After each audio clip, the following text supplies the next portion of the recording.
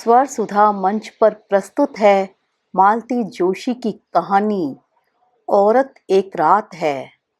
यह शायद 5वीं या 6वीं बार हुआ है कि रीमा की शादी लगते लगते रह गई थी। हर बार की तरह इस बार भी बहुत आश्चर्य हुआ था। पता नहीं लड़की के भाग्य में क्या है, वरना हम लोग तो हमेशा यही सोचते थे कि इसे तो कोई भी हाथों हाथ ले जाएगा। सुंदर है, स्मार्ट है, फर्स्ट क्लास एमकॉम है, बैंक में नौकरी है। मतलब यह कि आजकल के लड़के जो कुछ चाहते हैं वह सब कुछ उसके पास है। फिर पता नहीं बात कहाँ अटक जाती है। इस बार भैया का जो पत्र आया है बिल्कुल रुआंसा है। सीमा, मैं तो तंग आ गया हूँ। तुम यकीन नहीं करोगी कि इस चक्कर में कितना रुपया, कितनी छुट्टियाँ बर्बाद कर चुका हूँ, फिर भी बात नहीं बनती। उधर अम्मा सोचती है कि मैं हाथ पर हाथ धरे बैठा हूँ। तुम्हें बताओ मैं क्या करूँ। इस बार तो पूरी आशा थी, पक्का विश्वास था। उन्होंने कुंडली मंगवाई थी, वह 16 आने मिल गई। फिर माँ बाप जाकर रीमा को देख आए, उन्हें पसंद आ गई तो लड़के को ग्रीन सिग्नल दे दिया। लड़का अपनी दोनों बहनों के साथ उसे देखने गया। उस परेड में भी वह पास हो गई। फिर उन्होंने मुझे एक लंबी चौड़ी लिस्ट थमा दी। अपनी हैसियत की परवाह न करते हुए मैंने उस पर भी हामी भर ली। सोचा कि अब 28 की हो चली है रीमा, और कितने दिन इंतजार करेंगे। एक बार शादी हो जाए फिर कर्ज भुगतते रहेंगे। पर कल अचानक उनका खेद भरा पत्र आ गया है। फोटो भी उन्होंने लौटा दिया है। मेरी तो कुछ समझ में ही नहीं आ रहा है। अम्मा तो यही समझेगी कि मैंने लेन देन के मामले में हाथ खींच लिया है। सच, मैं तो तुम दोनों की शादी करते करते हाँफ गया हूँ। पता नहीं बेटियों तक मुझ में कुछ एनर्जी रहेगी भी कि नहीं। यह आखिरी वाक्य बहुत चुभने वाला था। माना कि मेरा रंग जरा दबा हुआ है, मेरे लिए काफ़ी मशक्क़त करनी पड़ी, पर मेरी शादी इतनी लंबी नहीं खींची थी। 22 के होते होते तो मेरे हाथ पीले हो गए थे। यह बात और है कि मेरे 16 में पैर रखते ही अम्मा ने हाय तौबा मचानी शुरू कर दी थी। उन 4 वर्षों में मैंने इतने नकार झेले थे कि मैं आजिज आ गई थी। पहली बार जिसने हाँ कहा, मैंने उसी को वरमाला पहना दी। मजबूरियां कभी कभी कैसी गलती करवा देती हैं। मेरी शादी तय होने तक तो भैया भी इतने कचुआ गए थे कि उनका वश चलता तो दोनों को निपटा देते। और रीमा बहुत छोटी थी, उसमें और मुझ में 8 साल का अंतर था। हम दोनों के बीच 2 भाई थे जो 2-3 साल के होकर चल बसे थे। अम्मा उनके लिए हमेशा रोती रहती थी। यमराज को कोसते कि हीरे जैसे बेटों को उठा लिया और इन कर्म जलियों को छाती पर मूंग दलने के लिए छोड़ गया। वे दोनों होते तो भाई के साथ कंधे से कंधा मिलाकर खड़े होते। ये महामारियां तो घर ढोकर ले जाएंगी। अब अम्मा से यह कौन पूछेगा कि घर में है ही क्या जो कोई ढोकर ले जाएगा। मैं तो अब तक सास के, उनके बेटे के ताने सुन रही हूँ। शाम को इनके घर लौटने से पहले ही मैंने भैया का पत्र छिपाकर रख दिया। बाकी पत्र तो ठीक था, पर अंत में हम दोनों की शादी को लेकर जो टिप्पणी थी वह खतरनाक थी। इन्हें तो मजा आ जाता। वैसे भी तो हमेशा सुनाते ही रहते हैं कि किस्मत समझो कि मैं बेवकूफ झांसे में आ गया, नहीं तो अब तक बैठी किस्मत को रोती रहती। सुनकर कभी कभी इतना ताव आता है, आपकी बाबूगिरी पर, सीकिया देह यष्टि पर कोई अप्सरा नहीं रिझी, तभी तो हमारे लिए राजी हुए थे। कोई एहसान नहीं किया था। पर पत्नियां यह सब कहाँ कह पाती हैं। घर में आग नहीं लग जाएगी। उस दिन मैंने दूसरा ही रुख अपनाया। सुनिए, वह आपके कुलीग है न, अंबिका शरण, उनकी मिसेज कह रही थी कि उनका भाई अब शादी के लिए राजी हो गया है। मतलब मतलब यह कि बहनों की वजह से अब तक कुंवारा बैठा हुआ था, अब सब निबट गई है तो शादी कर रहा है। 32 साल का है, सेल्स टैक्स में इंस्पेक्टर है। तो तो क्या, रीमा के लिए बात कर लें। वे अपनी कंजी आंखों को बारीक करके मुझे घूरने लगे। ऐसे क्या देख रहे हैं? क्या हम लोगों का कोई फर्ज नहीं बनता? अकेले भैया ही हलकान होते रहेंगे? प्लीज आप बात कीजिए न। वह एकदम फट पड़े। उस पटाखा लड़के के लिए बात करने जाऊंगा? इम्पॉसिबल। दूसरों के घर में महाभारत करवाने का पाप मैं अपने सिर कभी नहीं लूंगा। कैसी बातें करते हैं, बस जो मुंह में आया कह देते हैं।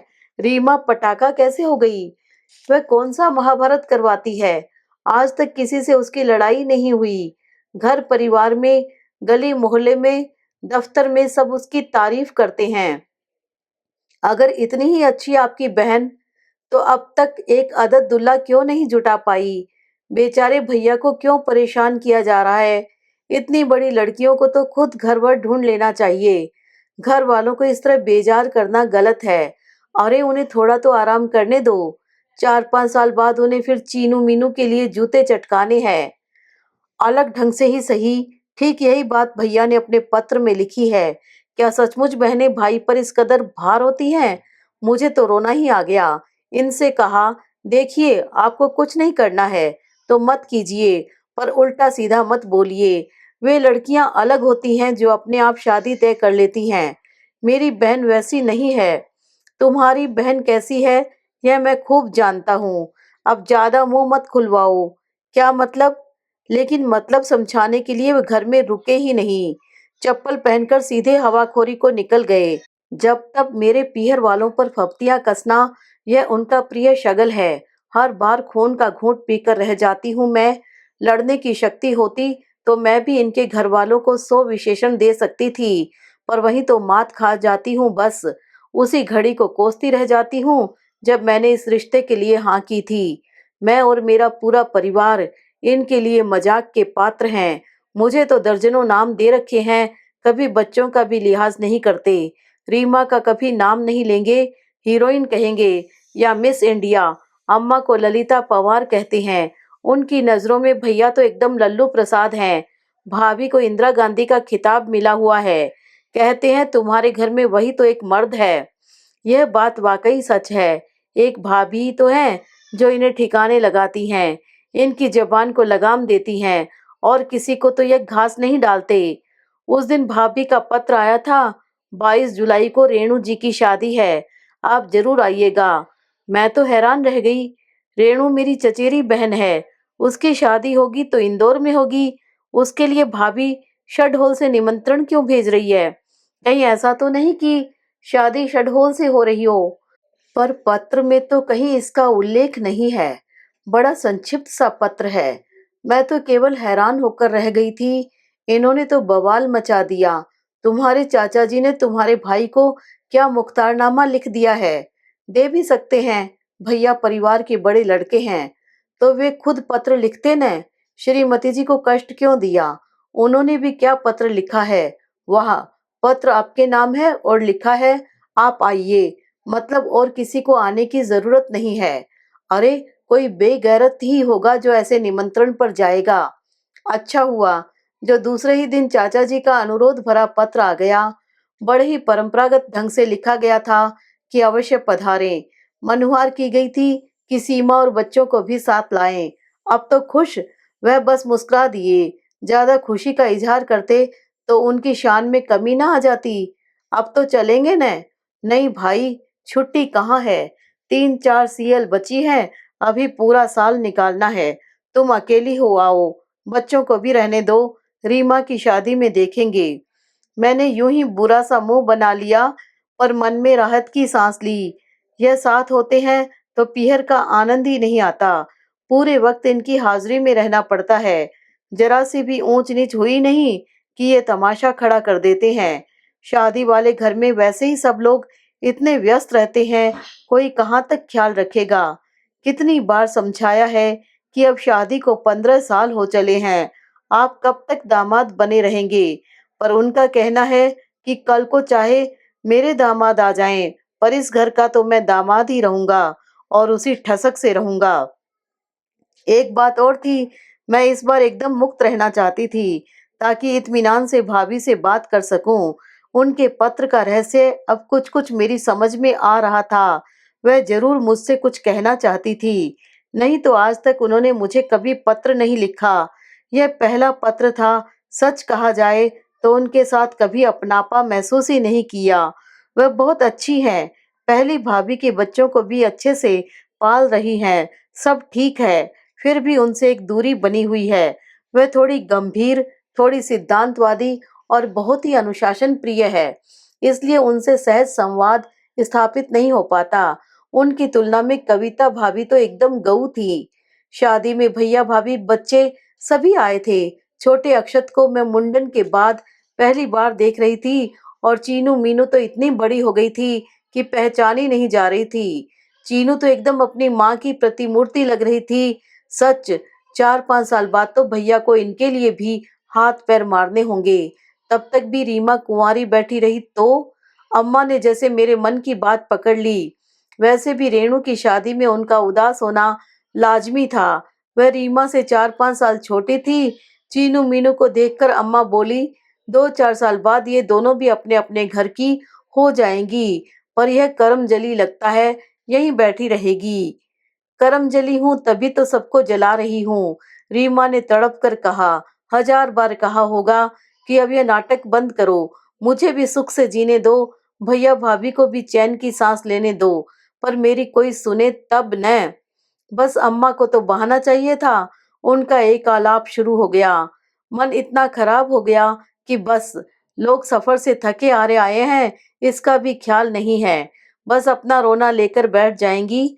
मैं चुपचाप छत पर चली आई और बरसात के धुले धुले आकाश को देखती रही। पियर आने का सारा उत्साह ही हवा हो गया। अच्छा ही हुआ जो ये साथ नहीं आए, उन्हें बात करने के लिए मसाला मिल जाता। पीछे आहट हुई तो चौंक कर देखा, भाभी थी। अरे, मैं तो समझी रीमा है। वह तो बैंक चली गई। अरे, मुझसे तो बोली थी कि छुट्टी लेगी। क्या पता, बोली शादी तो कल है, आज की छुट्टी क्यों जाया करूं। हाँ, सोचा होगा, अम्मा की झकझक सुनने से अच्छा है बॉस की बातें सुनना। भाभी फीकी हंसी हंस दी। इसीलिए तो मैं यहाँ आने से कतराती हूँ। आते ही रोना शुरू हो जाता है। वह हर बार यह जता देती हैं कि हम बहन की कमाई पर ऐश कर रहे हैं और उसकी शादी में जानबूझकर देर कर रहे हैं, जबकि भगवान ही जानता है कि हम कैसी जी तोड़ कोशिश कर रहे हैं। और आप मुझसे मेरे बच्चे की कसम ले लीजिए, जो हमने रीमा की कमाई को हाथ भी लगाया हो। आप भी भाभी अम्मा की बातों को इतनी गंभीरता से लेने लगेंगी तो हो चुका। हमें तो बचपन से आदत पड़ी हुई है। वह बोलती रहती है और हम इधर-उधर हो जाते हैं। सच कहूँ, मुझे उन पर गुस्सा कम और दया ज़्यादा आती है। बेचारी रीमा की चिंता में घुली जा रही है। पता नहीं क्या हो जाता है, हर जगह बात बनते-बनते बिगड़ जाती है। मुझे पता है। क्या? मैं एकदम चौंक पड़ी, विस्फारित नेत्रों से उन्हें देखने लगी। हाँ, मुझे पता है, पर पहले आप यह बताइए कि यह कपिल कौन है? कपिल? हाँ, यह वही व्यक्ति है जो रीमा की शादी रोक देता है। यह आप क्या कह रही हैं भाभी?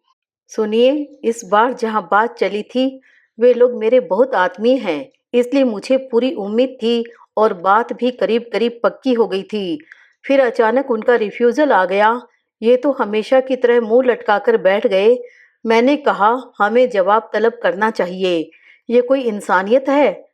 तो आपके भाई बोले, हम लड़की वाले हैं, हमें दबकर रहना चाहिए। मुझे तो एकदम ताव आ गया। अरे, अब शादी ही टूट गई तो क्या लड़की वाले और क्या लड़के वाले। मैं तो इनको बिना बताए वहां चली गई और उन लोगों को खूब लताड़ा। तो जानती हैं क्या हुआ? उल्टे उन्होंने मुझे फटकार लगाई कि आप हमारे लड़के को फंसा रही थी, लड़की का कहीं अफेयर चल रहा है और आप जबरदस्ती उसका रिश्ता हमारे यहाँ कर रही थी। कम से कम आपसे तो यह उम्मीद न थी। फिर उन्होंने इस कपिल के बारे में बताया। उसके बाद मैंने इनसे छिपकर और 2-4 जगह बातें की। वे लोग भी अचानक इसी तरह से मुकर गए थे।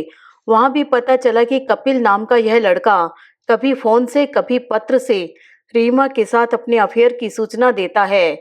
कहता है रीमा सिर्फ मेरी है, किसी और की हो ही नहीं सकती। भाभी बोले जा रही थी और मेरा दिमाग घूम रहा था।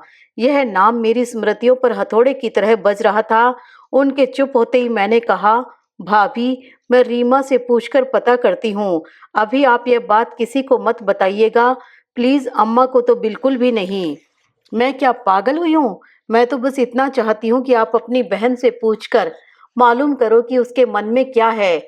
बेकार यहाँ वहाँ धक्के खाने में क्या तुक है। भाभी नीचे उतर गई और मैं वहीं सिर पकड़कर बैठ गई। 10 साल पहले की बात याद हो आई। एक शाम भैया का तार मिला था।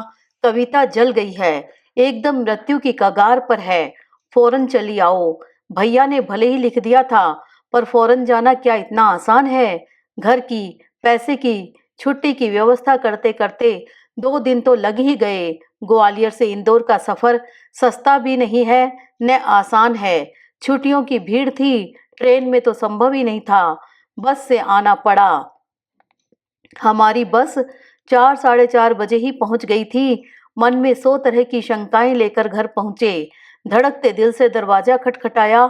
एक सुदर्शन से युवक ने दरवाजा खोला। कुछ देर तक हम दोनों एक दूसरे को ताकते रहे।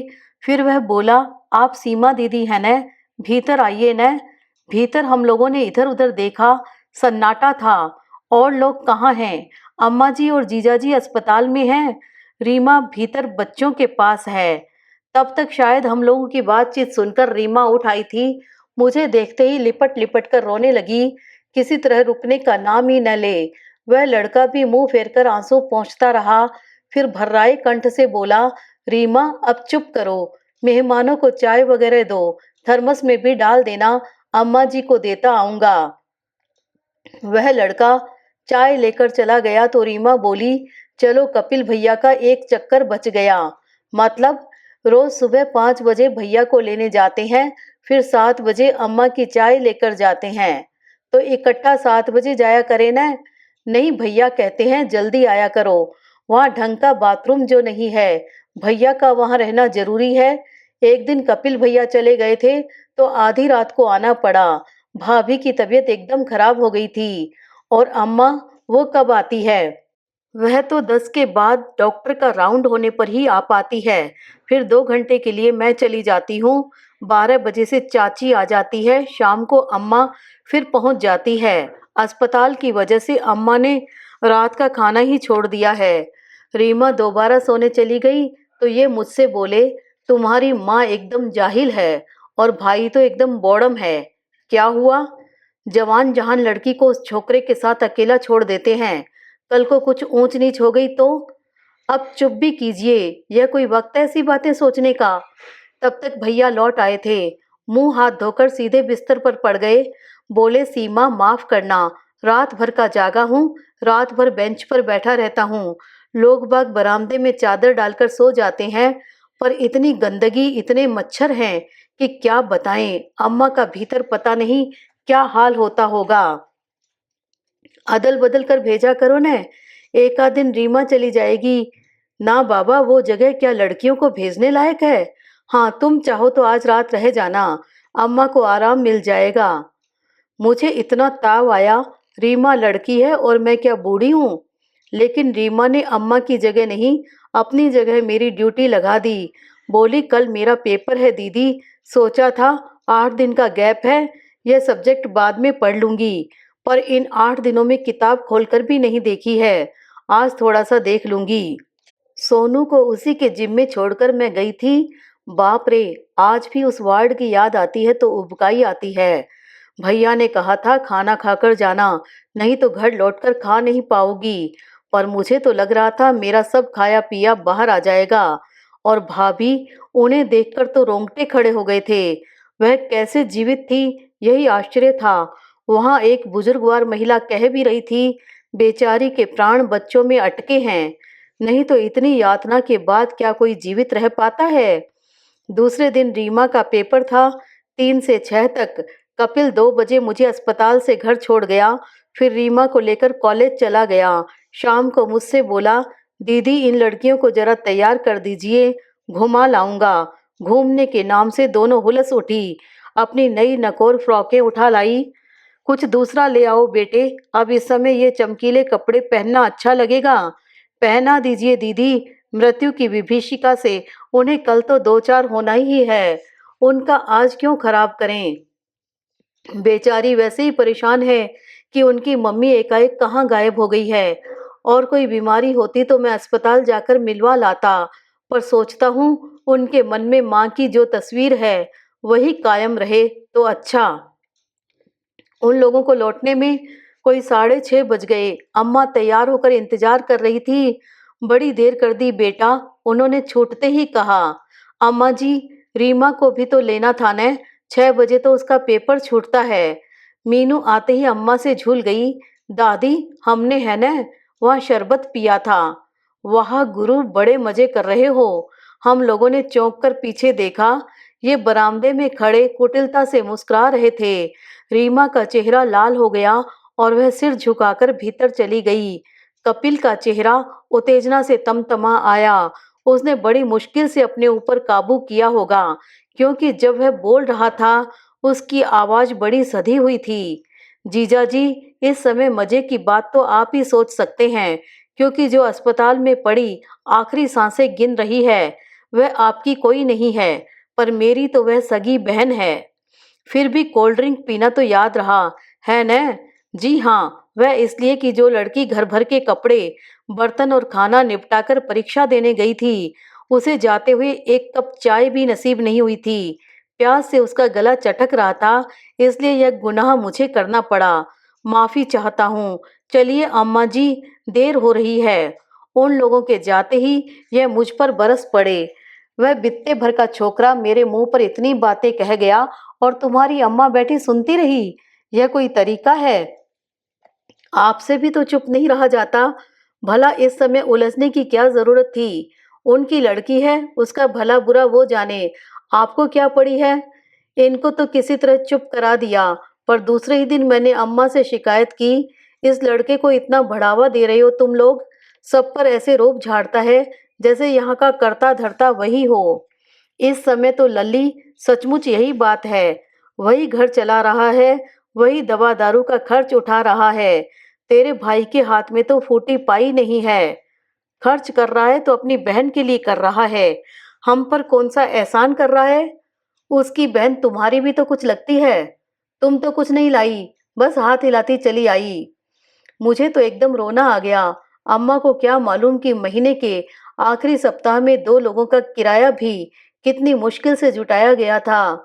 मैंने तुनक कर कहा, मुझे किसी धन्ना सेठ को ब्याया था तुमने, जो नोटों की गड्डियां साथ लेकर आती।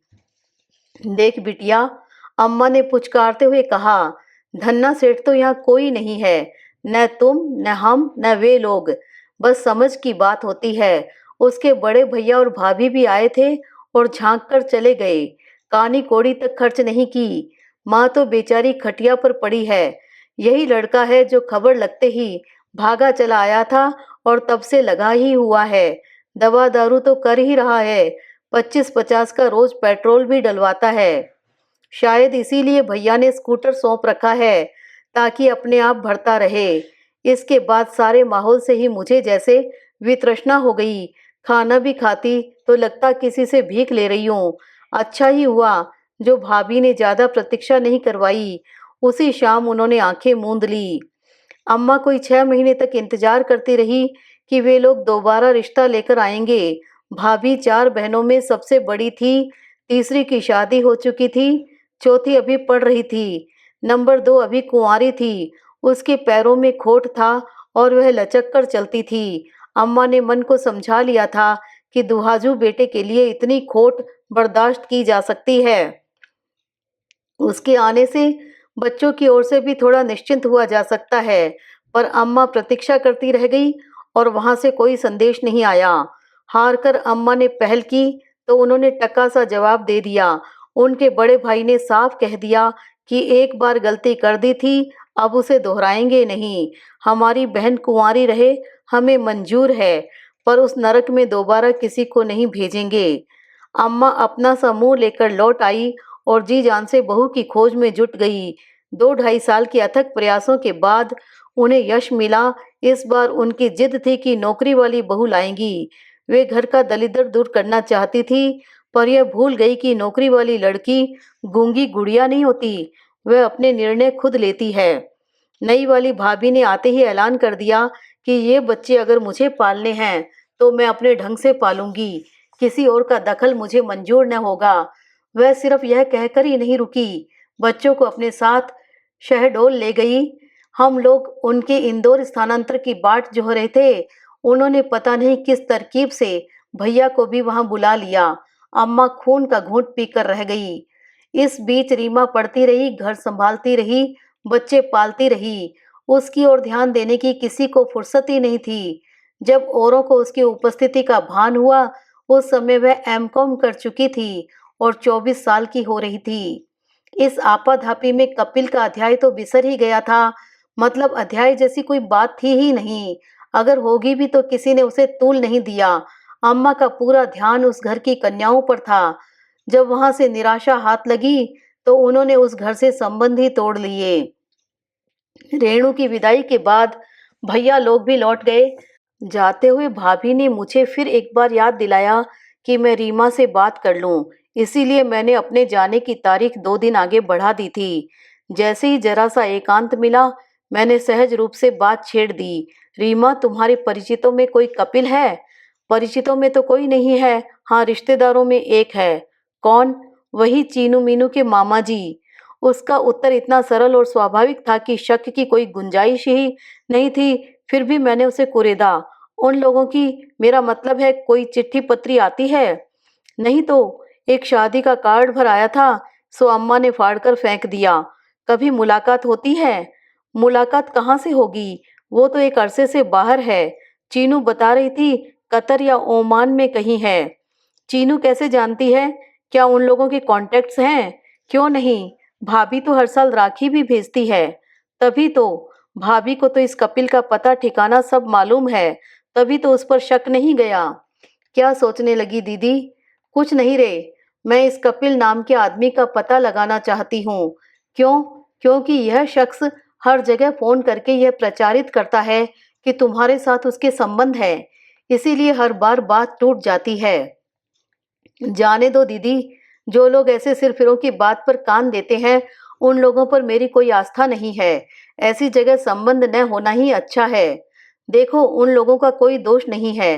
कल को हमें अगर लड़के के बारे में ऐसी वैसी बात पता चलती है तो हमारा भी मन खराब होगा कि नहीं? सच कहूं दीदी, मुझे अब इन बातों में कोई दिलचस्पी नहीं रही। शादी के नाम से ही वितृष्णा होने लगी है।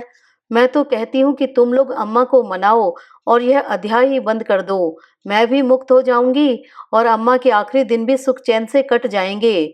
तुम तो जानती हो, भाभी के साथ उनकी पटरी नहीं बैठती। एक दिन भी निभाना मुश्किल है। अब बुढ़ापे में उनकी छिछालेदार न हो, वही अच्छा है। रीमा की बात ने मेरी सोच को एक नई दिशा दी। कहीं अम्मा ही तो यह प्रपंच नहीं रच रही?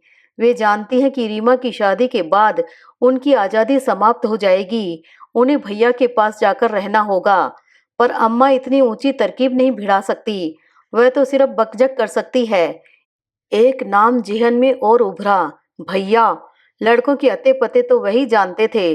और रीमा की शादी न होने का सबसे ज्यादा लाभ उन्हीं को मिलेगा। एक तो खर्च भी बचेगा, दूसरे अम्मा की जिम्मेदारी भी नहीं रहेगी।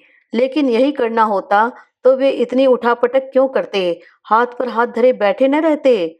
दोपहर में अम्मा को फिर से दौरा पड़ा। अपने दिवंगत पुत्रों को रो रो कर याद कर रही थी। अरे वे होते तो कहती कि दोनों मिलकर इस लड़की को पार लगाओ रे। बड़े को तो किसी की चिंता नहीं है, बस बीबी का पल्लू पकड़े पकड़े घूम रहा है। यह लड़की कुंवारी रह जाएगी तो मैं सुख से मर भी न पाऊंगी। रीमा ने मेरे लिए आधे दिन की छुट्टी ले ली थी। उसके घर आते ही यह नाटक शुरू हो गया। दीदी, बस इसीलिए मैं घर में नहीं रुकती हूँ। मुझे देखते ही जैसे इन्हें अटैक आने लगता है। बेकार में भैया भाभी को कोसती रहती है। अपने तई बेचारे इतनी मेहनत कर रहे हैं। अब भाग्य में नहीं है तो वे क्या कर लेंगे?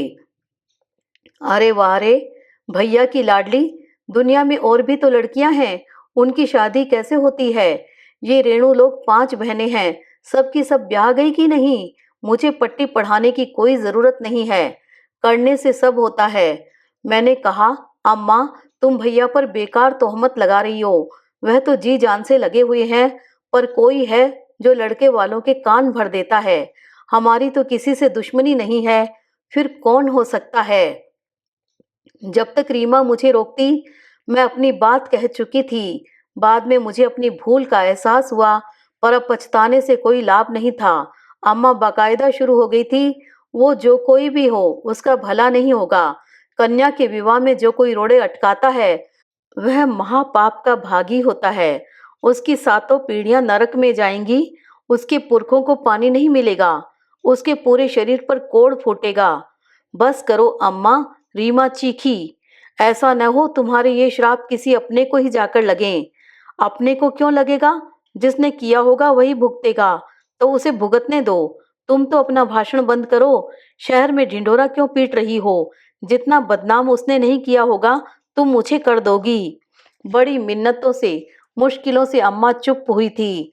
शाम को हमने उन्हें ठेल ठाल कर चाचा जी के यहाँ भेज दिया। थोड़ी देर चाची के पास बैठ जाना, उनका मन बहल जाएगा। बेचारी रेणु की वजह से उदास होगी। मैंने शंकित स्वर में पूछा, वहां जाकर कुछ बकझक तो नहीं करेंगी न? अरे नहीं, बाहर तो अपनी नाक ऊंची रखती हैं, किसी को थोड़े ही बताती हैं कि मेरी शादी नहीं लग रही। लोग तो यह जानते हैं कि मुझे कोई लड़का पसंद नहीं आ रहा। और तो और चाची के यहाँ तो भाभी का भी गुणगान करती हैं, बड़ी कूटनीतिज्ञ है। राजनीति में होती तो पता नहीं कहाँ तक पहुंचती। राजनीति में होती तो अच्छा होता, कम से कम सारी जनता मिलकर उन्हें झेलती। अब तो अकेले हम ही को झेलना पड़ता है। मैंने कहा, अकेले मुझे झेलना पड़ता है? तुम लोग तो अपनी अपनी गृहस्थी में मस्त हो। वह क्या मस्ती है, मैंने मन ही मन सोचा। फिर कहा, हमने अम्मा को बोलने नहीं दिया वो बात अलग है, पर उनका गुस्सा जायज है। खून तो मेरा भी खोल रहा है। मैं अम्मा की तरह गालियां नहीं निकाल सकती, पर लगता है कि वह आदमी सामने मिल जाए तो उसका मुंह नोच लूं, उसकी आंखें निकाल लूं। रीमा हंस दी। इसमें हंसने की क्या बात है? मैंने गुस्सा कर पूछा। तुम्हारा जोश देखकर हंसी आ रही है। इतना उछलो मत दीदी, वह आदमी सामने आ भी जाएगा तो तुम कुछ नहीं कर पाओगी। क्यों? वह फिर हंस दी। क्या तुम उसे जानती हो? मैंने शंकित स्वर में पूछा। हाँ, जानती हूँ। नाम बताओ। मैं तो बता दूंगी, पर तुम वह नाम ले नहीं पाओगी। पल भर को मेरा खून जैसे जम गया। धड़कते दिल से मैंने पूछा, तुम्हारा मतलब? हाँ, मेरा मतलब वही है जो तुम समझ रही हो। तुम्हें बताना नहीं चाहती थी, पर तुम्हारा जोश देखकर रहा नहीं गया। लेकिन लेकिन वे ऐसा क्यों करेंगे? क्योंकि उन्होंने मुझे धमकी दी थी, चैलेंज दिया था कि वे कभी मेरी शादी नहीं होने देंगे, दरवाजे पर आई हुई बारात भी लौटा देंगे। इधर कुछ दिनों से मुझे शक हो रहा था, पर जब तुमने कपिल का नाम लिया तो विश्वास हो गया कि यह उन्हीं का काम है। कपिल के नाम का इतना घिनौना इस्तेमाल वह ही कर सकते हैं। प्लीज मुझे जरा खोल कर बताओ, मेरी समझ में कुछ भी नहीं आ रहा। सुन सकोगी? जब यह धक्का झेल लिया है तो वो भी झेल लूंगी। वह धक्का इतना आसान नहीं है। खैर, मैं एक बार छुट्टियों में तुम्हारे यहाँ आई थी, याद है? एक ही बार तो आई थी, याद क्यों नहीं होगा? मैं तो एक बार में ही तर गई, दूसरी बार आने की हिम्मत ही नहीं रही। कुछ बताओगी भी? हाँ तो सुनो। तुम्हें याद है हम लोग छत पर सोते थे? बच्चों के गिरने के डर से तुम जमीन पर गद्दा बिछाकर सोती थी। अगल बगल मेरी और जीजाजी की खटिया लगती थी, एक इस पार एक उस पार। फिर उस दिन शायद सोनू को बुखार था, पता नहीं कब आधी रात को तुम उसे लेकर नीचे चली गई। मैं गहरी नींद में थी, तभी लगा मेरे बिस्तर पर कोई है। पहले तो सोचा मोनू होगा, पर उसका शरीर तो इतना भारी नहीं हो सकता। करवट बदलकर देखा तो मेरी घिग्गी बंध गई। लगा जैसे एक दैत्य मेरी छाती पर चढ़ा आ रहा है। मैंने चीखना चाहा, पर गले से आवाज नहीं निकली। फिर मैंने पूरी शक्ति लगाकर उन्हें इतनी जोर से धक्का दिया कि वह फुटबॉल की तरह उछलकर नीचे जा गिरे। पता नहीं मुझ में उस समय इतनी ताकत कहाँ से आ गई थी। अगर उस दिन नीचे तुम्हारा गद्दा न बिछा होता तो उनकी दो चार पसलियां जरूर टूट जाती। मैं दोनों हाथों से कलेजा थामकर उसकी कहानी सुन रही थी। वह रात मेरी आंखों के सामने साकार हो रही थी और मेरे रोंगटे खड़े हो गए थे। क्षण भर को वह भी हतप्रभ रह गए थे। दूसरे ही क्षण वह फुफकार उठे। उनकी आंखों से आग बरस रही थी। दांत पीसते हुए बोले, कपिल के साथ तो खूब मजे किए थे, अब हमें नखरे दिखाए जा रहे हैं। तब तक मैं भी संभल गई थी और खटिया से उतरकर खड़ी हो गई थी, पर मुझे भागने की राह नहीं मिल रही थी, क्योंकि वह रास्ते में खड़े हुए थे। उनकी मुद्रा एकदम आक्रामक हो गई थी। डर के मारे मेरा खून सूख गया था। फिर भी मैंने हिम्मत बटोर कर कहा, जीजाजी आप एक कदम भी आगे बढ़े तो मैं छत से कूद जाऊंगी। मेरी धमकी काम कर गई। पल भर को वह सोच में पड़ गए। मैंने उनकी असावधानी का फायदा उठाया और सीढ़ियां फलांगती हुई नीचे पहुंच गई। सुबह जब वह नीचे उतरे तब भी अपमान का दंश भूले नहीं थे। मुझसे बोले, बड़ी सती सावित्री बनती हो, देखना मैं तुम्हें बदनाम कर दूंगा, तुम्हारी शादी नहीं होने दूंगा। और अपना वह कौल वे आज तक निभा रहे हैं। वाह रे कौल, मेरा तो सिर शर्म से झुक गया। लगा कि अब इस लड़की के सामने मैं कभी आंख नहीं उठा पाऊंगी। पति नाम के उस प्राणी के प्रति मन में श्रद्धा कभी नहीं उपजी थी। अब उस अश्रद्धा में तिरस्कार भी घुल गया था। मैं तो हैरान थी कि इतनी बड़ी बात रीमा इतने दिन मन में कैसे छिपाई रही। मैं होती तो मेरी छाती ही फट जाती। मैंने यही बात उससे कही तो बोली, किससे कहती बताओ तो। अम्मा से कहना अपनी ही फजीयत करवाना था। भैया तो खुद अपनी परेशानियों में उलझे हुए थे, तुमसे कहने का सवाल ही नहीं था। मैं तो आज भी नहीं कहती, पर जब देखा कि यह आदमी खुद ओट में रहकर एक शरीफ आदमी के नाम पर कीचड़ उछाल रहा है तो मुझे ताव आ गया। लेकिन मुझे ऐसा नहीं करना चाहिए था ना दीदी। व्यर्थ ही तुम्हारे जीवन में जहर घोल दिया। तुम क्या सोचती हो मेरे यहाँ अमृत बरसता है? मैं तो रोज जहर के घूंट पीती हूँ, एक बूंद और सही। पर मेरी समझ में यह नहीं आता कि उन्हें कपिल से इतनी चिढ़ क्यों है, बार बार क्यों उसका नाम लेते हैं।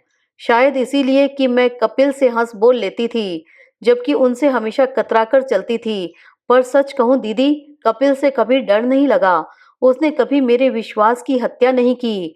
पहले तो कभी एक आध दिन के लिए आया होगा, पर भाभी के अंतिम दिनों में वह पूरे 10 दिन हमारे साथ रहा। वह मुझे पढ़ाता था, मेरे साथ छोटे मोटे काम करवा लेता था, स्कूटर पर लाता ले जाता था, पर उसने कभी कोई गलत हरकत नहीं की। और जीजाजी की उपस्थिति में मैं हमेशा सहमी सहमी सी रही। लगता था जैसे यह शख्स मौके की तलाश में है, दांव लगते ही दबोच लेगा। तुम्हारी शादी के वक्त तो मैं इतनी बड़ी भी नहीं थी, फिर भी मुझे उनकी आंखों से डर लगता था। लगता जैसे मुझे खा ही जाएंगे। भैया ने भी इन चीजों को मार्क किया था। कविता भाभी को तो उनके सामने पढ़ने ही नहीं देते थे। मुझे भी अम्मा चाय या साबुन आदि लेकर उनके पास भेजती तो झल्ला जाते। लड़की को चैन से पढ़ने क्यों नहीं देती? मुझसे कहो न, क्या काम है? एक आध बार उन्होंने मुझसे भी कहा, रिमी इस शख्स से जरा दूर ही रहा करो, अम्मा को तो कुछ अकल है नहीं, इसीलिए तुमसे कह रहा हूँ।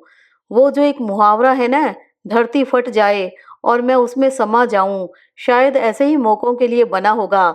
मुझे लगा कि इतनी शर्म और इतनी गिलानी लेकर मैं कहाँ मुंह छिपाऊंगी। पति के लिए ऐसे फिक्रे सुनने से तो अच्छा ही था। दीदी प्लीज, रीमा मुझे झकझोर रही थी। क्षण भर को शायद मैं एकदम पत्थर बन गई थी, क्योंकि वह बार बार पूछ रही थी, दीदी तुम ठीक तो हो न? प्लीज इधर मेरी तरफ देखो, तुम्हारी तबीयत ठीक तो है न? मुझे कुछ नहीं हुआ है री, मेरी चिंता मत कर, मैंने सूखी हंसी हंसकर कहा। होना भी नहीं चाहिए, नहीं तो मैं अपने आप को कभी माफ नहीं कर पाऊंगी।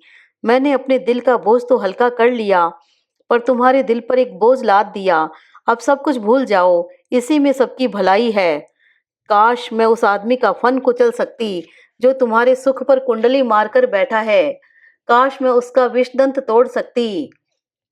मैंने कहा ना दीदी, आप सब कुछ भूल जाओ। समझ लो कि जो कुछ तुमने सुना वह एक कहानी थी।